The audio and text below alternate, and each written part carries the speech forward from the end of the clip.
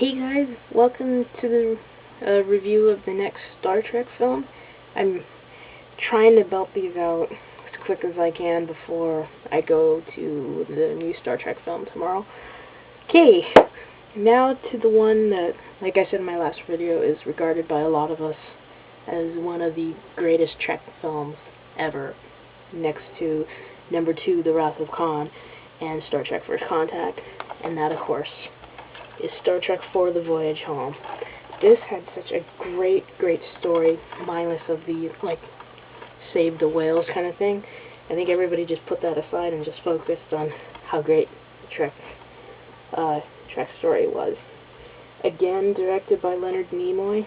And this one, it, oddly enough, is the first Trek film to do the time travel, where they go from the 23rd century back to 1986 San Francisco, and of course there are like a couple of fish out of water in that place, which has some of the funniest moments in old San Francisco. It is so great.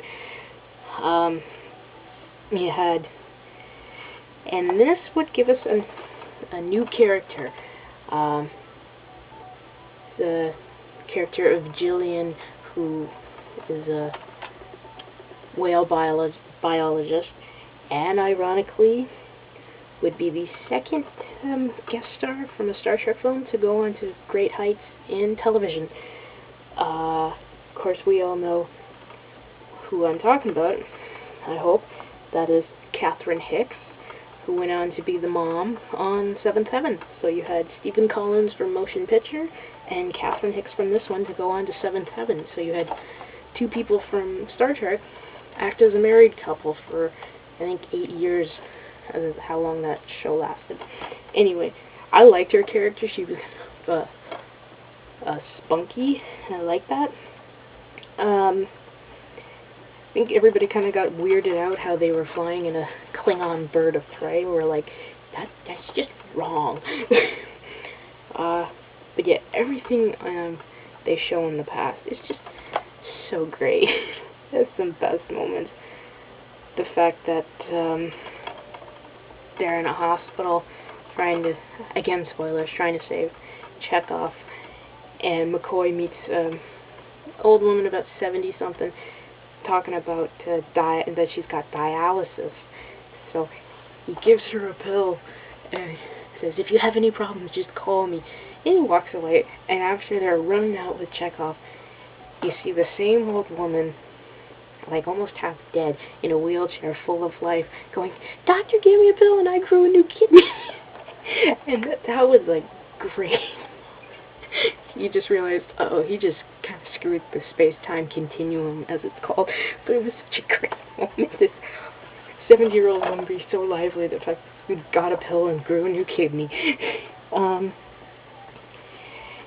And the whales in the movie are humpback whales, if you're wondering. It has one. This is great. All the characters fit into San Francisco. It's just so hysterical. I keep saying that because it is one of the best things about the movie. It's what made it so comedic. It is the most comedic out of the Trek films, but I think that's what the charm was about this film.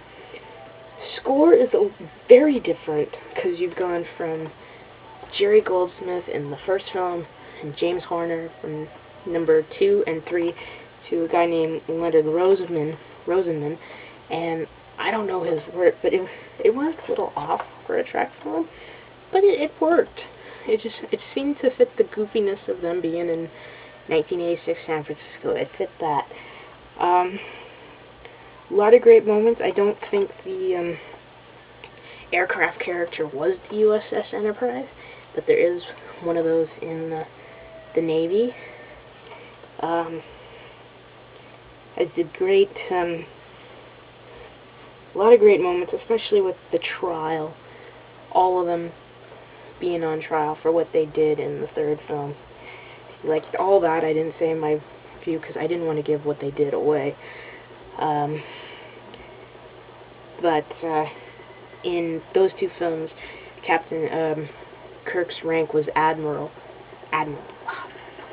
and then he gets reduced in rank to captain, and basically is given his own starship.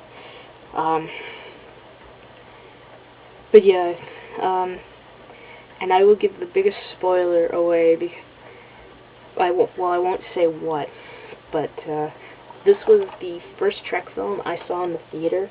It was summer of '86. I was still 5 years old. My dad took me to see this, and the ending got one of the biggest cheers I've seen at that time in the movie theater. Probably the most biggest one I've heard since then was the arrival of Optimus Prime in Transformers of summer 2007. What this moment at the end did was that kind of just kind of scream. I'm not gonna give it away, but it's one of the best moments of the movie. I remember almost everybody in the theater, because it was a packed theater, just going insane over this moment. But I almost gave away the spoiler, but I think in this case I don't want to. I want to leave it up to the viewer who's never seen this, and hopefully have the same kind of reaction that 5-year-old kid had, ironically enough, 23 years ago. Yeah, and you see a lot of cameos. You have Majel Barrett, you have Grace Lee Whitney. That was her name.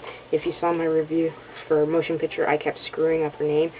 The character's name on the television series was Yeoman Janice Rand, and she did a small cameo in this. It was like a really small cameo, but I mean, you have to have them.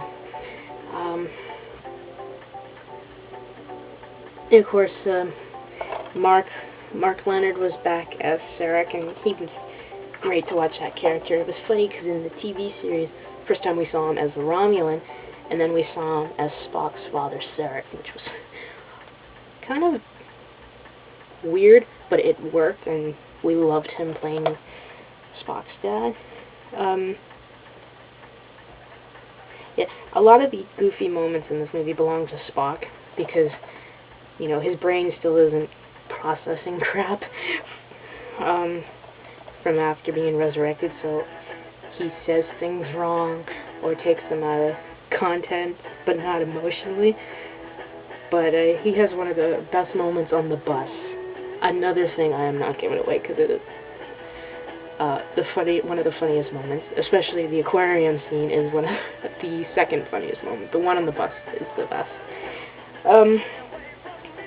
So does it still live up? I find all of them, like the first 4, have all lived up. Like, the effects now when you see spaceships, to me they just look so fake. And like, in the 80s it was just a model. To me that looks more real than the CGI of today. Because some of it can make it look very, very good, and some of it can make it look just terrible. Okay.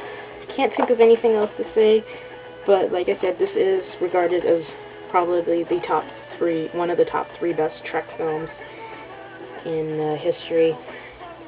9 out of 10 for me. I very much recommend it. You just get past like the kind of save the whales type message. It is a good film, but I think basically everybody just kind of forego that and just went to the Star Trek story. So definitely a good movie. And, yeah. Okay, so the next one might be a very short review, because the movie is just god-awful. So, rate, comment, and I will see you in the next video. Bye.